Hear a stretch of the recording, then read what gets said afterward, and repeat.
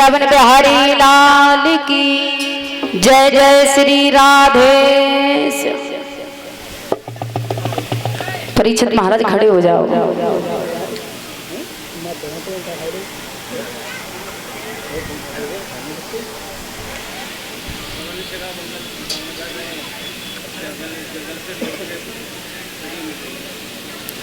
परीक्षित महाराज ध्यान से कथा को सुनते हैं।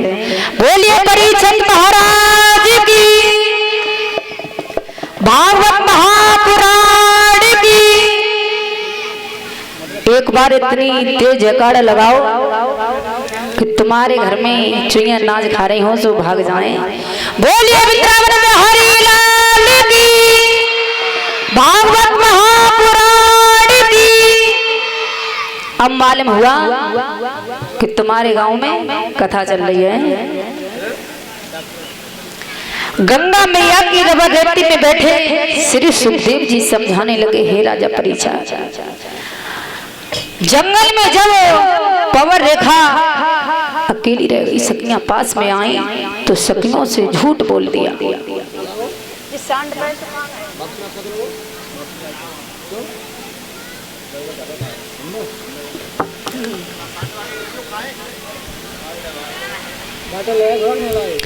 झूठ बोल दिया कि बहन काला कलूटा चांडाल एक बांदर आया, उसने मेरे गाल पर तमाचा मार दिया और मेरे श्रृंगार को उजाड़।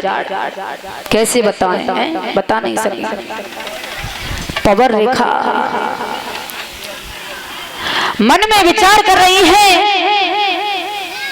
और सोच रही है कि अपने स्वामी से जाकर अब मैं क्या कहूंगी क्या नहीं कहूंगी, और अपने मन में विचार करने लगी। ऐसा मालूम होता है कि यहाँ पर कोई आकर के क्या हमारी परीक्षा ले रहा है।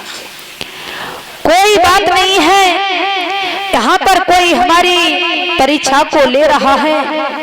पवन रेखा अपने मन में सोच रही है, महलों की तरफ चल देती है।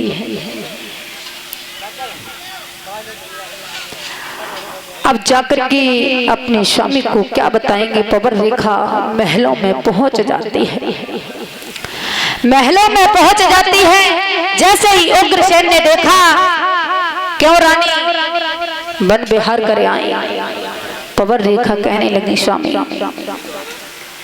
हम वन विहार करे आए। पवन रेखा सोच रही है, विचार कर रही है। हेलो,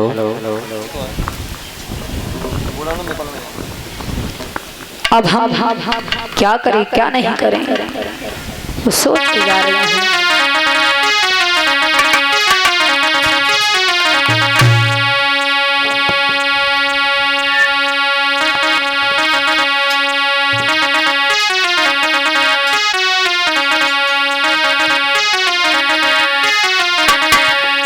संतान विहीन पवन रेखा यूं मन में सोच रही।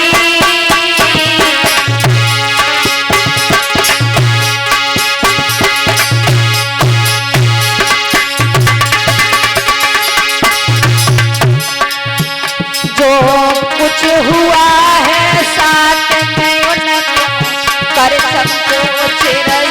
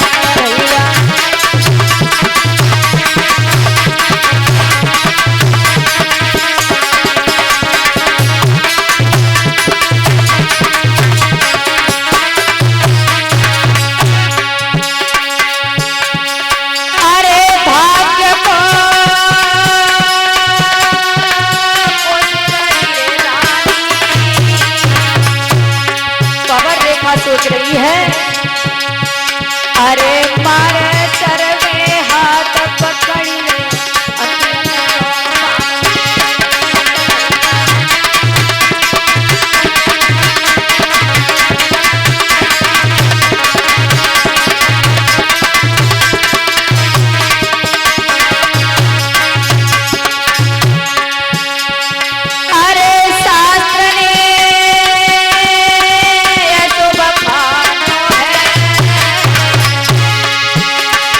पवन रेखा सोच रही है ये शास्त्र में क्या लिख दिया।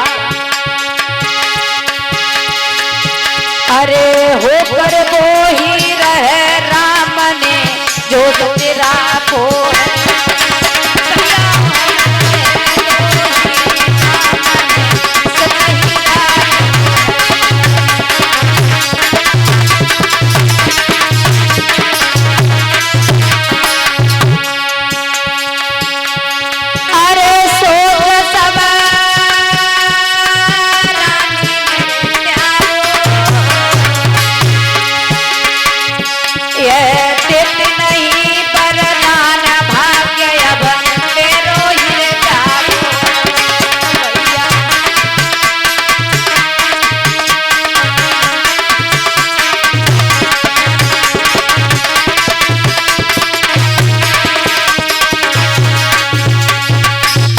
रानी सोचने लगी, खैर कोई बात नहीं है, मेरे घर में कोई संतान नहीं थी तो संतान हो जाएगी।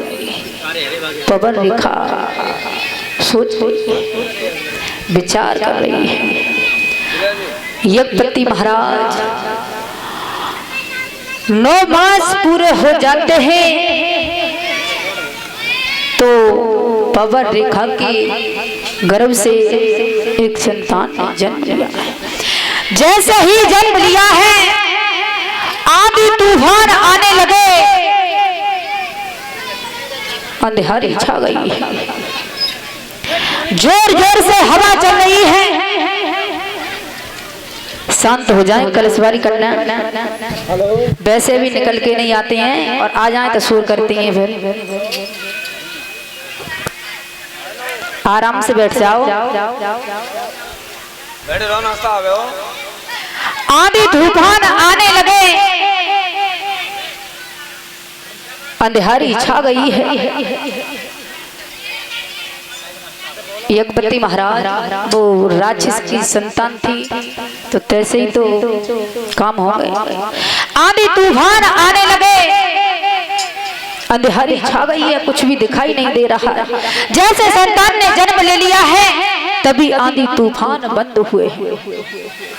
पवन रेखा सोच रही कि इसने जन्म लिया है, इसे आते ही आते आंधी तूफान आने लगे, आगे को क्या होगा।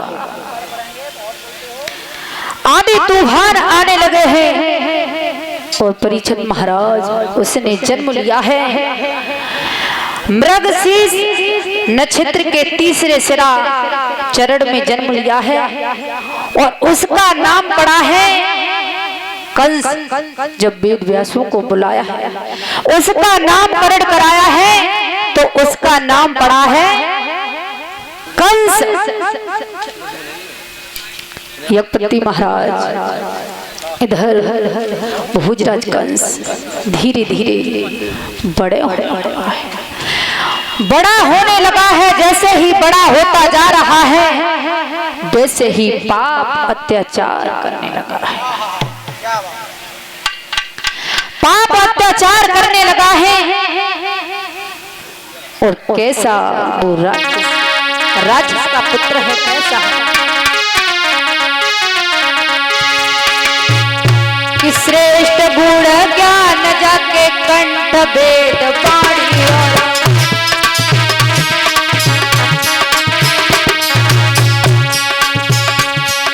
श्रेष्ठ गुण ज्ञान जाके कंठ पाणी मौन में भवानी सुख संपत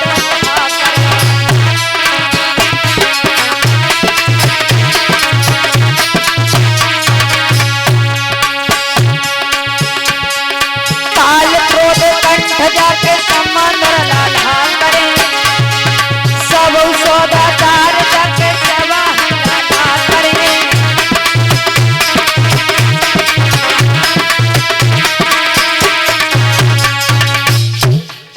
यज्ञपति महाराज बहुत मेहरबानी, बहुत तेज है और क्रोध के साथ पैदा हुआ है। जैसे ही बड़ा हुआ है पाप अत्याचार करने लगा है। परीक्षित महाराज एक भजन याद आ गया, बोल दे तो सभी माताएं बहना बोलेंगी।